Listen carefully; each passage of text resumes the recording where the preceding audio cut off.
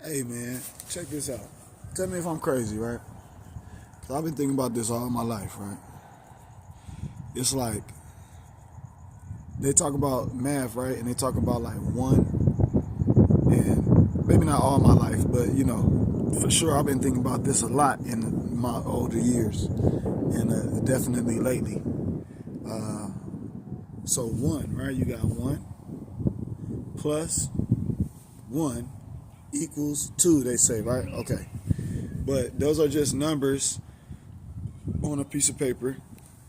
But I'm gonna break it down on some different levels of my theory. Okay, check this out. So one is, I guess, what we would call something that we would say is singular or has an identity of itself, just one, but being separate from everything is just one, right?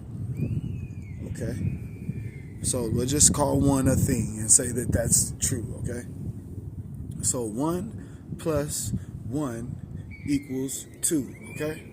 But that can't be true because if you have one and another one and they are both separate from each other and right, and they have not been drawn or bonded together for whatever reason by whatever force, right, then they are already, you can already call them two because they're separate, and you can say that that's two, right? But once you put them together, now they formed another one group of something else.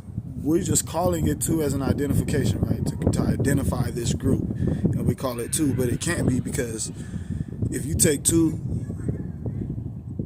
one and one, okay, now even on the piece of paper, right, you got the plus.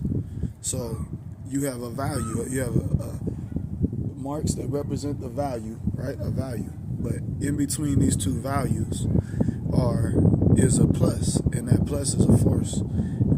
It has to have some type of value of its own in order to be able to draw these two things together. So in all actuality, you have three. You have to have at least three, right? And in order to make, and even with all these three come together, remember, you make a group of one, right? So you have these two ones that in order to make a one, you have to have a three. And in order to make the other one, you have to have three. So, and it's just, tell me if I'm crazy.